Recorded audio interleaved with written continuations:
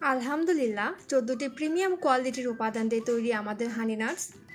আমাদের হানি নাটসে আমরা দিচ্ছি 3টি অরেঞ্জ এপ্রিকট, 3টি আস্ত সাইজের 3 ফল, 4টি মাবরুম খেজুর।